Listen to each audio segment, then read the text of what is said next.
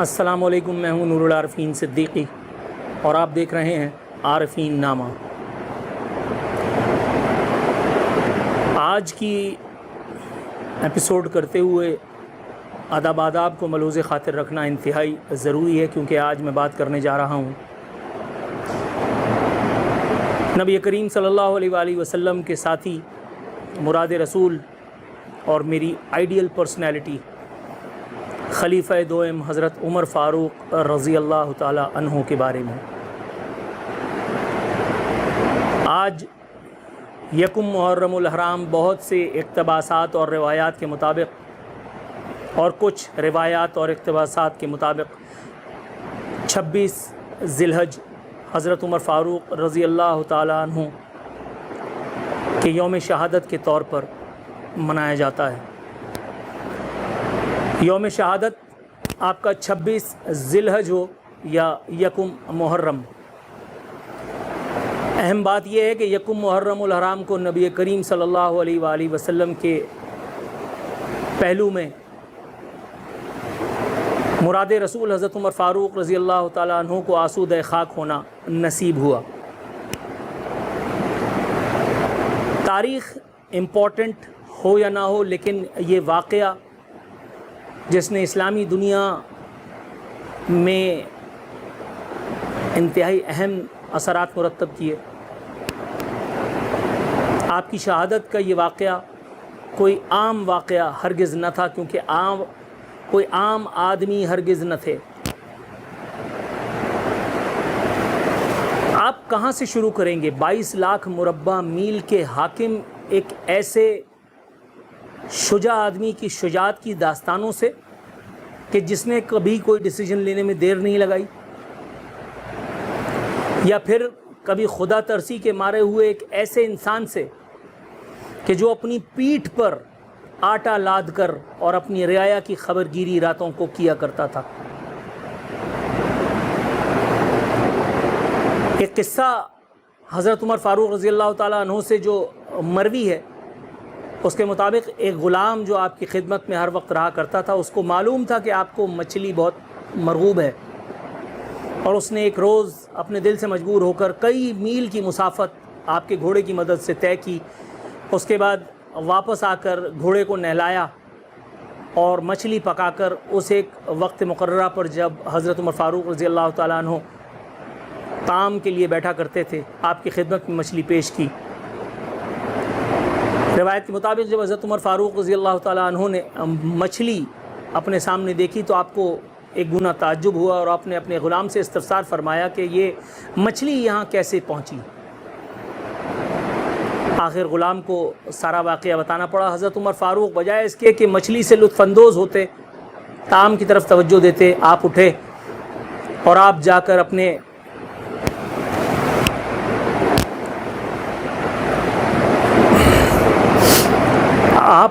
اپنے گھوڑے کے پاس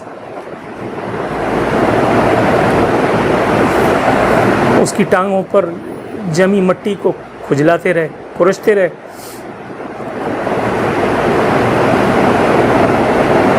اور آپ نے جو اس سے سرگوشی کی اس کے مطابق، میرے یار تجھے میری وجہ سے اتنی مسافت طے کرنی پڑی، اگر روز حشر مجھ سے اللہ تعالیٰ نے محض اس بات پر جواب طلبی کی تو میں کیا کہوں گا؟ آپ یہ بات کہتے جاتے اور اپنے گھوڑے کی پشت سہلاتے جاتے، آنکھیں نم کر دینے کے لیے آپ کا صرف ایک واقعہ ہی نہیں، اسلامی تاریخ سے واقف کون سا شخص ہے جو نہیں جانتا کہ حضرت عمر فاروق رضی اللہ تعالیٰ عنہ جب یروشلم فتح کرنے کی مہم پر مامور ہو کر اپنے غلام کے ساتھ آپ نے بیت المقدس کا سفر اختیار کیا، تو عین اس وقت کہ جب آپ کے غلام کی باری تھی اور اسے اس سواری پر بیٹھنا تھا بیت المقدس آ چکا تھا۔ غلام نے بہتری کوششیں کی کہ حضرت عمر فاروق رضی اللہ تعالیٰ عنہ کو کنونس کر سکے، لیکن عمر تو عمر تھے، عمر کہاں کنونس ہوتے ہیں۔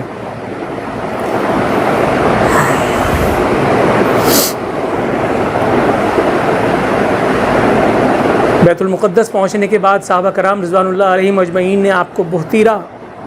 قائل کرنے کی کوشش کی کہ آپ کو اچھے کپڑے پہنا کر، زرق برق پوشاکیں پہنا کر اور اوپوننٹس کے سامنے اسلامک رولر کے طور پر پیش کریں۔ تاہم حضرت عمر فاروق رضی اللہ تعالیٰ عنہ نے اپنی روایتی سادہ دلی کی ہاتھوں مجبور ہو کر ایسا کرنے سے انکار کر دیا، اور انہوں نے جواب دیا کہ ہماری سج دھج محض ہمارے تقوی، ہمارے دین اسلام سے انتصاب کے سبب ہے۔ کون نہیں جانتا کہ حضرت عمر فاروق رضی اللہ تعالیٰ عنہ کو بھری دوپہر میں ایک درخت کے نیچے ایک پتھر پر آرام کرتے دیکھ ایک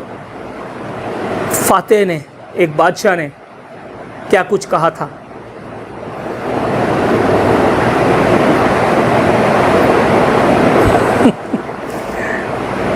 حضرت عمر فاروق رضی اللہ تعالیٰ عنہ سے میرا یہ محبت الحمدللہ ثم الحمدللہ میری گزشتہ نسلوں سے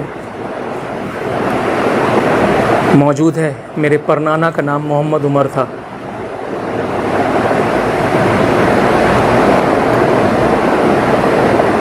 اور اللہ کا شکر ہے اب میرے بیٹے کا نام محمد عمر ہے۔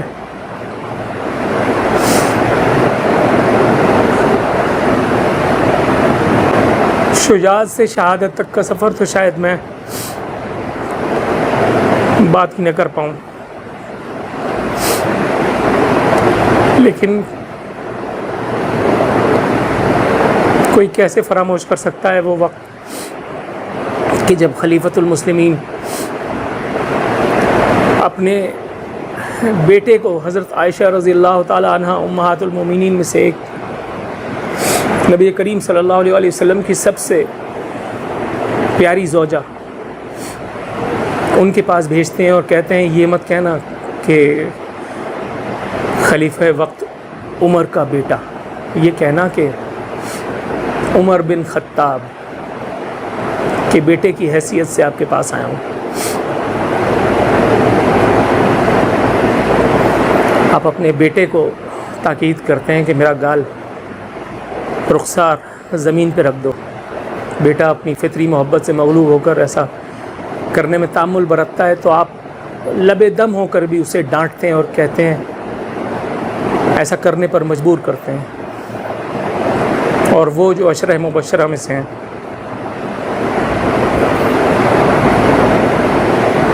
وہ جو مراد رسول ہیں، وہ جو داماد علی ہیں، وہ جن کا ہجرہ نبی کریم صلی اللہ علیہ وسلم سے یوں مل گیا ہے کہ کوشش کرنے والوں کی کوشش بھی کام نہیں آنے کی، کہتے ہیں عمر اگر تجھ پر اللہ نے رحم نہ کیا تو تو برباد ہو گیا۔ ذرا سوچئے، اگر عشرہ مبشرہ پر اللہ رحم نہیں کرے گا تو کس پر کرے گا؟ 22 لاکھ مربع میل کا مالک عمر، اور محض ایک چادر کے لیے اتنے سخت احتساب سے گزرتا ہے کہ جو آج کل کے حکمران نہ ہی سوچ سکتے ہیں اور نہ ہی ہمارے یہ گلا سڑا فرسودہ ذلیل نظام برداشت ہی کر سکتا ہے۔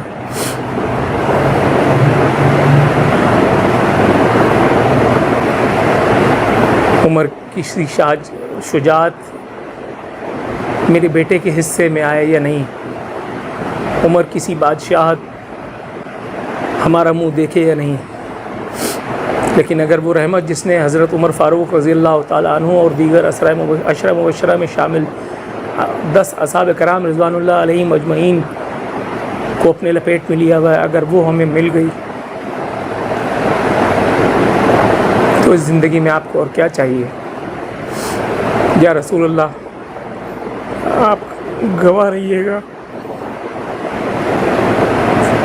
کہ آپ کی مراد سے میں نے اپنا تعلق کچھ یوں جوڑا تھا کہ میری 2 پشتوں میں محمد عمر موجود ہے۔ اللہ تعالیٰ ان آنسوؤں کو اپنی بارگاہ میں قبول و منظور فرما کر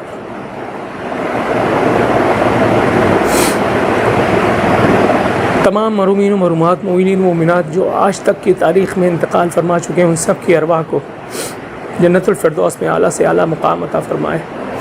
اور ہمیں چاروں خلفائے راشدین، حضرت عمر فاروق رضی اللہ، حضرت ابوبکر صدیق رضی اللہ تعالیٰ عنہ، حضرت عمر فاروق رضی اللہ تعالیٰ عنہ، حضرت عثمان غنی رضی اللہ تعالیٰ عنہ، اور حضرت علی رضی اللہ تعالیٰ عنہ کے نقش قدم پر سچے دل سے عمل پیرا ہونے کی توفیق عطا فرمائے۔ اللہ تعالیٰ قیامت کی اس ایک دن جب احتساب سوا نیزے پر ہوگا، ہمیں نبی کریم صلی اللہ علیہ وآلہ وسلم کی شفاعت سے بہرمند فرمائے، اور ہمیں انبیاء اور شہداء کے قافلوں میں کہیں رکھ کر ہم پر احسان عظیم فرما دے۔ الصلاۃ والسلام علیک یا سیدی یا رسول اللہ، السلام علیک یا ابو بکر، السلام علیک یا عمر بن خطاب، السلام علیک یا عثمان بن عفان، السلام علیک یا علی بن ابی طالب، فی امان اللہ۔